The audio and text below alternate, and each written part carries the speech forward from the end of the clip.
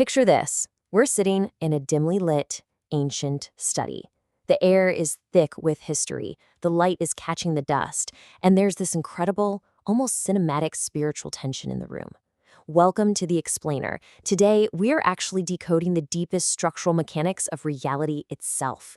We're taking ancient mysticism and translating it straight into modern cosmic code. Oh, I am beyond thrilled to explore this with you today. We are essentially looking under the hood at the ultimate operating system of the human soul. Specifically, we're tracking that massive structural shift from working purely for our own benefit to achieving perfect, seamless harmony with the Creator. It is a huge step-by-step journey, and we are absolutely not skipping any details here. So, to map out our route, here is our system diagnostics menu.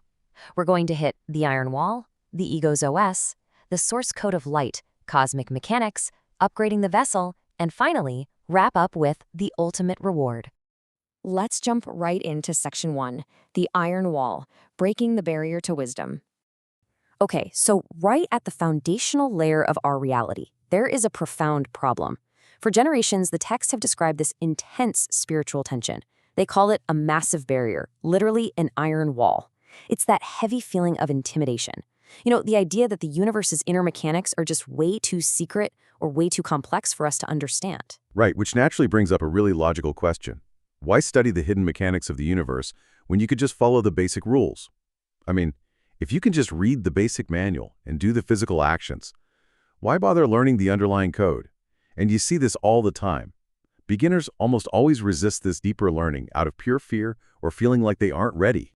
But the source material tackles this resistance head-on. It says, I found a great need to shatter the iron wall that exists and separates us from the wisdom of Kabbalah. Exactly. The author isn't just saying, hey, it might be nice to learn this if you have some free time. He is saying it is an absolute existential necessity to break through this spiritual firewall.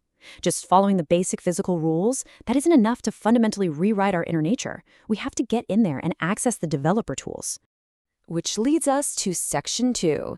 The ego's operating system, Lo Lishma. So this right here is the core binary of our entire spiritual journey. On one side, you have the ego's OS. This is known as Lo Lishma. Think of it as the spiritual equivalent of bloatware. It is constantly running in the background, calculating, okay, what's in it for me? Every single action, even learning deeply or doing a really good deed, is ultimately processed for personal reward, for honor, or out of fear. Spot on. And then on the flip side, you have the upgraded OS, Lishma. This is a state of pure bestowal, where you act entirely to give contentment to the Creator. Now, what's genuinely fascinating here is that the source explicitly tells us that starting out in Lo Lishma is mandatory. You literally have to start with that selfish intention. It's built into the hardware. But obviously, the ultimate goal is a total system upgrade. Right, but there's a serious catch.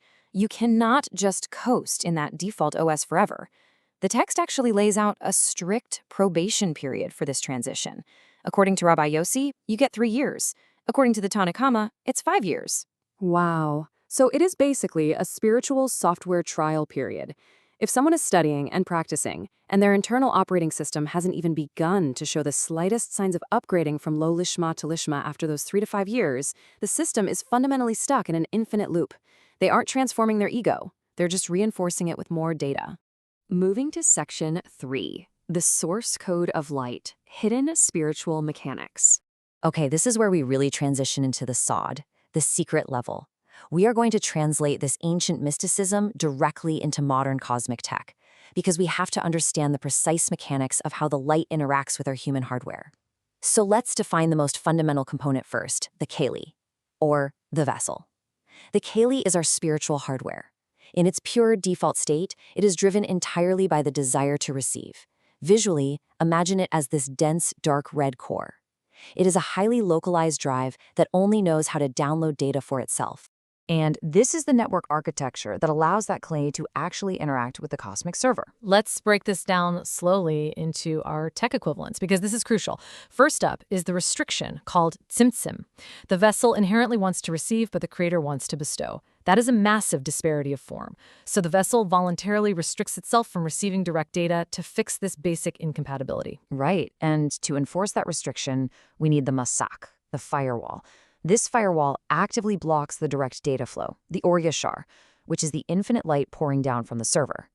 When that direct light hits the firewall, boom, there's a collision. The vessel rejects the light so it doesn't do an ego-driven download. Exactly. And here's the genius part. That rejection creates the Hozer, a reflected energy pipeline. That reflected light literally becomes the new, upgraded vessel that can hold the cosmic data safely in a state of pure bestowal. And we should note that all of this complex data flow is processed through 10 primary nodes. The Sefirot. Keeping it high level for now, these 10 nodes function as the foundational architecture of the entire cosmic server. They route absolutely everything, from the very first spark of intention all the way down to a final physical action. Every single interaction between the light and the vessel happens through this highly specific structural framework. All right, Section 4, Cosmic Mechanics of Transformation. So now we are getting into the real engineering. How does that interaction physically rewire the user's software? Well, we can actually look at this in two ways. Think of it like a video game for kids. You encounter a massive power source, the light. But if you try to absorb that power up without equipping your shield first, the Masach, your character's system crashes entirely. Right, and the adult cosmic engineering version of that is all about cause and effect. By blocking the direct data with the firewall, you generate that reflected light. It's a new operating capacity. It allows your system to process the ultimate upgrade without crashing. It's a fundamental algorithmic shift. The data input is only processed if the output strictly benefits the source. It totally neutralizes the anomaly of the ego. Let's trace that progression in 4 very distinct steps. Step 1 is just raw desire combined with intention. You sit down to study, even if it's completely Lo Lishma, for your own gain.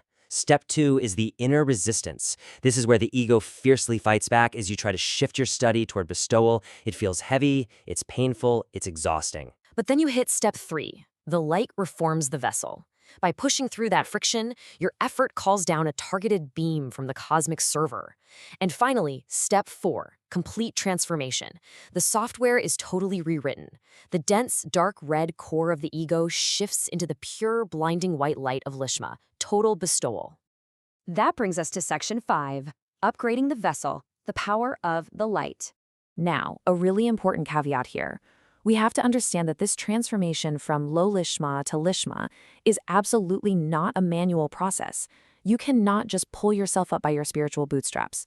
The ego cannot fix the ego. We need a direct patch from the cosmic server itself. Exactly. The light in the Torah, Hamor Shibi Torah, is quite literally the only source code powerful enough to reprogram it.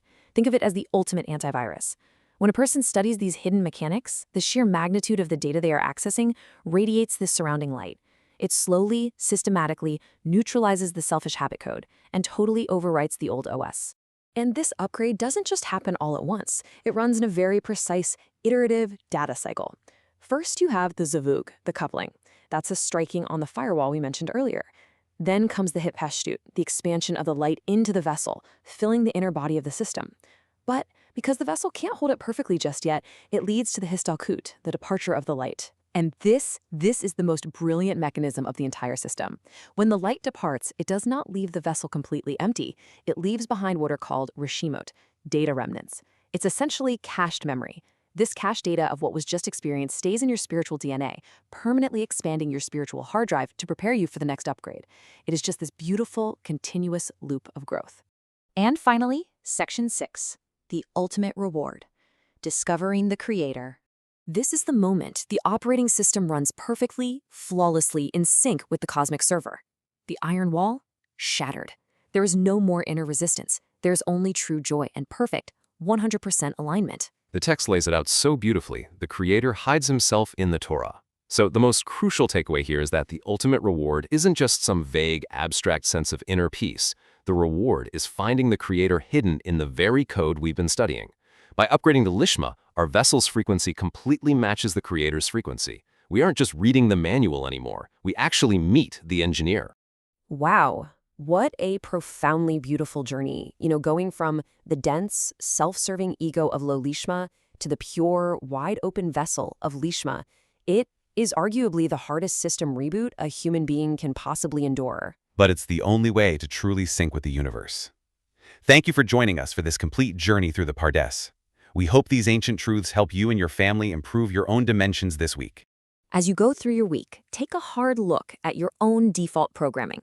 The next time you do a good deed or learn something new, ask yourself, Am I running this action through my ego's OS, or am I building a vessel to truly connect with the engineer? If you enjoyed this full chapter deep dive, please like, subscribe, and share which part of the journey touched your soul in the comments. We'll see you in the next chapter.